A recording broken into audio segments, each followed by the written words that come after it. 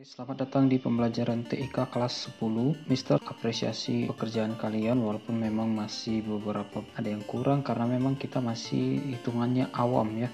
Gak apa-apa, Mister juga dulu mengenal komputer seperti itu. Di sini Mister berharap kalian mengerti aja jalur-jalur proses dari kita mengklik sampai nanti apa kaitannya dengan CPU, GPU, RAM, hard disk atau SSD dan sebagainya. Ini sebuah laptop.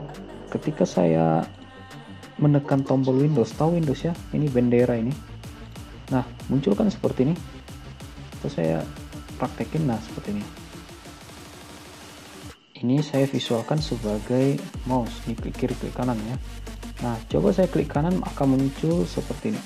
Ini berkaitan dengan materi kita minggu lalu, bahwa saya bilang ke kalian sepertinya itu di bagian D atau bagian C ya. Kalian bikin skema atau proses dari seseorang ketika melakukan editing. Ini adalah prosesnya.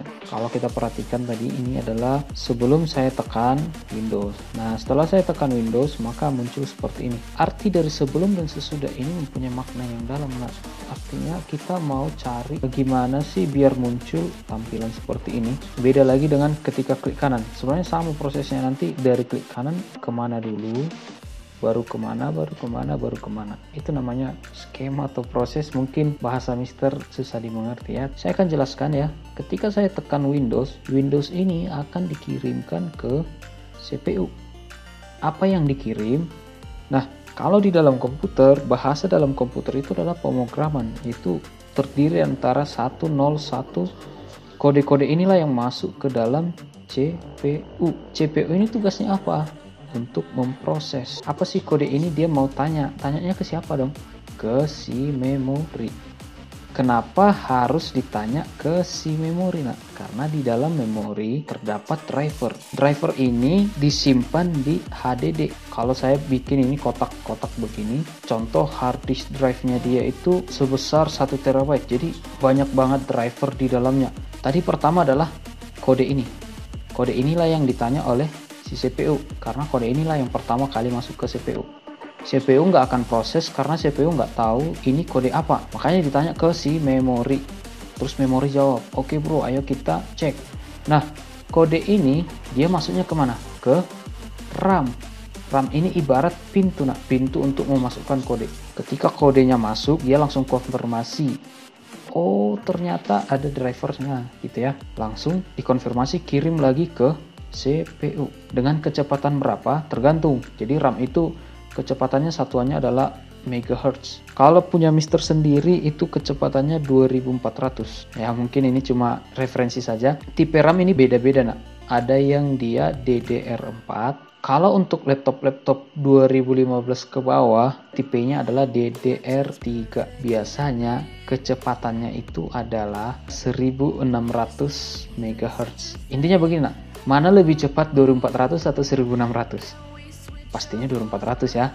Oke, saya akan review sedikit ya. Kode ini akan masuk ke hard disk. Pintunya siapa? RAM. Saya bisa cepat sekali masuk ke hard disk menuju drivernya, driver yang sesuai dengan kode ini. Berapa lama atau berapa cepat tergantung kecepatan yang dimiliki oleh si RAM. Oke, ingat, driver tidak disimpan di RAM, tapi RAM itulah yang mempercepat kode-kode ini. Tergantung 2400 ke 1600 seperti itu. Bagaimana jika RAM besar dibandingkan dengan RAM kecil? Nah, saya bikin ini. Tahu ya maksud Mister, RAM kecil, RAM besar. Nah, kalau misalnya ini 4 GB RAM, ini 4 GB RAM berarti 8 GB.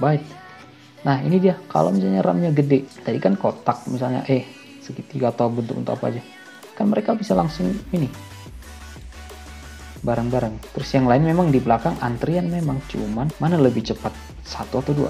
Ya pastinya inilah. Itu artinya kalau kita menggunakan RAM yang besar. Nah, ini dia ketika aplikasi banyak, buka aplikasi banyak ini dengan RAM besar, maka hasil yang kamu tampilkan di sini nanti lebih enjoy ya, maksimal.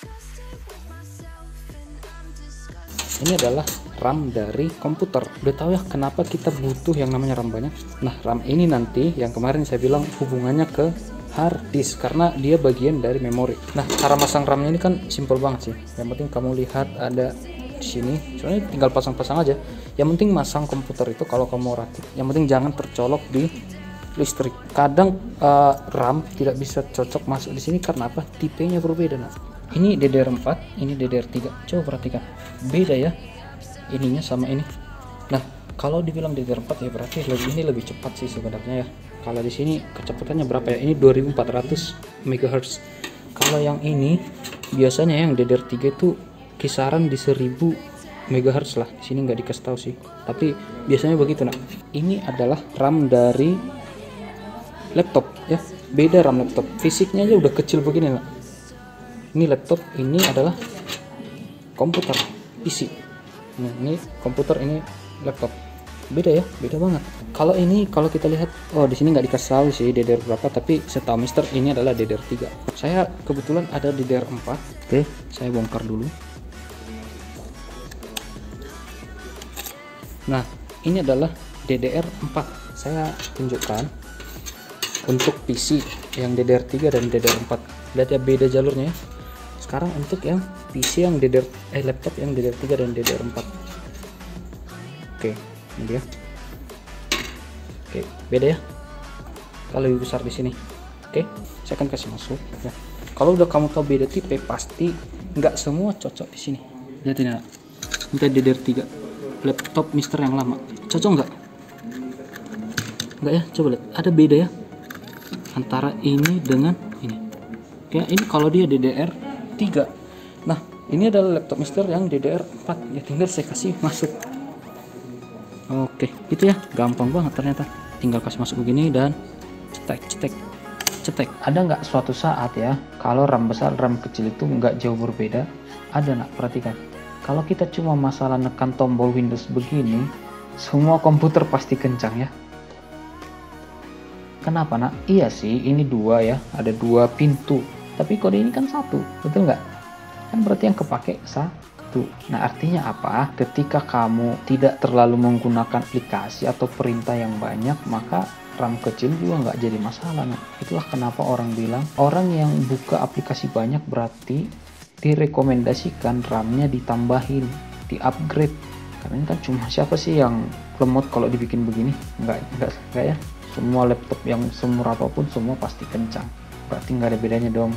Kadang-kadang ya, tergantung karena buka aplikasi banyak. Kalau Mister nih ada Explore sini, ini PowerPoint, terus ini Word, ini ada Premiere Pro. Oke, saya buka banyak, pasti banyak perintah ya. Kalau misalnya perhatikan dengan RAM yang kecil, banyak perintah nih, bukan satu lagi, tap, banyak banget kode-kode. Sebenarnya bukan 4 juga nak perintahnya, maksudnya bisa jadi di satu aplikasi ini dia membuat perintah sebanyak 10. Banyak banget perintah, terus CPU banyak nanya ke memori, ini bro apa, ini bro, terus dia tanya, ada nggak, katanya sabar bro katanya. Nah, kode-kode itu masuklah ke si RAM, mau bikin segitiga, kotak, lingkaran, sabit gitu bulan. Nah, mau menerjemahkan kode ini, tapi mereka itu harus antri loh, tergantung mana duluan yang kamu ketik. Nah, jadi mereka antri, masuk satu-satu dulu, cari drivernya di mana, kalau udah tepat langsung kirim, terus antri masuk lagi, antri. Itulah kalau RAM kecil nak.